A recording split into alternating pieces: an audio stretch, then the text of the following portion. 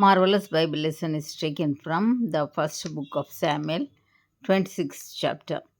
And the Ziphites came unto Saul to Gibeah, saying, Doth not David hide himself in the hill of Hakilah, which is before Jeshimon?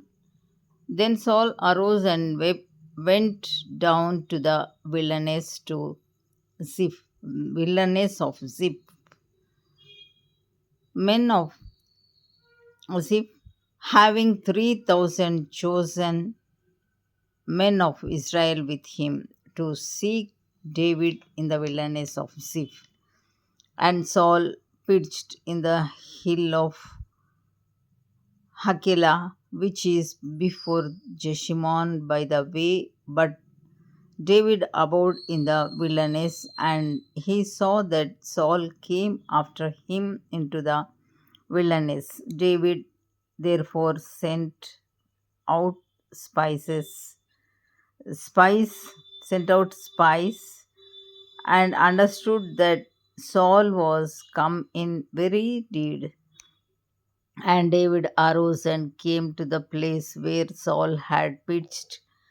And David beheld the place where Saul lay, and Abner the son of Ner, the captain of his host, and Saul lay in the trench.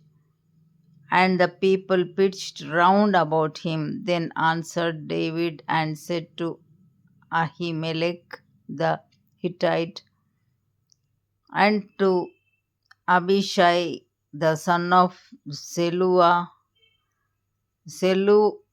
Zeruiah, brother to Joab, saying, Who will go down with me to Saul to the camp? And Abishai said, I will go down with thee. So David and Abishai came to the people by night, and behold, Saul lay sleeping within the trench, and his spear stuck in the ground at his bolster. But Abner and the people lay round about him. Then said Abishai to David, God hath delivered thine enemy into thine hand this day. Now therefore let me smite him, I pray thee, with the spear even to the earth at once, and I will not smite him the second time. And David said to Abishai, Destroy him not, for who can trench forth his hand against the Lord's anointed, and he guiltless, and be guiltless? David said furthermore, As the Lord liveth, the Lord shall smite him, or his day shall come to die, or he shall descend into battle and perish. The Lord forbid that I should stretch forth mine hand against the Lord's anointed. But I pray thee, take thou now the spear that is at his bolster, and the cruse of water, and let us go. So David took the spear and the cruse of water from Saul's bolster, and they gat them away, and no man saw it, nor knew it, neither awaked, for they were all asleep, because a deep sleep from the Lord was fallen upon them. Then David went over to the other side and stood on the top of an hill afar off, a great space being between them.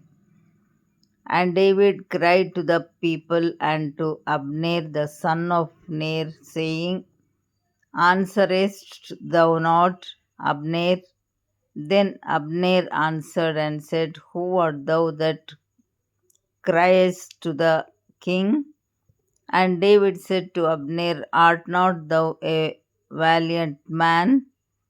And who is like to thee in Israel? Wherefore then hast thou not kept thy lord the king? For there came one of the people in to destroy the king thy lord. This thing is not good that thou hast done. As the Lord liveth, ye are worthy to die, because ye have not kept your master, the Lord's anointed. And now see where the king's spear is, and the cruse of water that was at his bolster. And Saul knew David's voice and said, is this thy voice, my son David? And David said, it is my voice, my lord, O king. And he said, wherefore doth my lord thus pursue after his servant? For what have I done? Or what evil is in mine hand? Now therefore I pray thee, let my lord the king hear the words of his servant. If the Lord have stirred thee up against me, let him accept an offering. But if they be the children of men, cursed be they before the Lord, for they have driven me out this day from abiding in the inheritance of the Lord, saying, go serve other gods.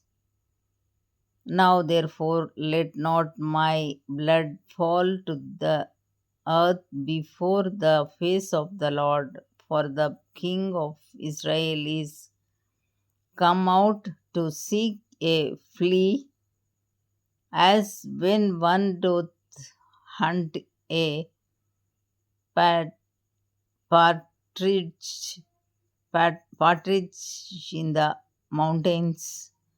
Then said Saul, I have sinned. Return, my son David, for I will no more do thee harm, because my soul was precious in thine eyes this day.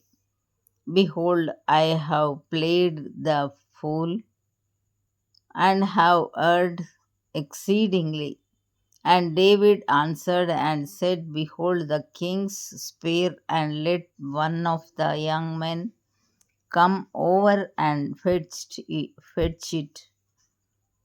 The Lord render to every man his righteousness and his faithfulness, for the Lord delivered thee into my hand today. But I would not stretch forth mine hand against the Lord's anointed.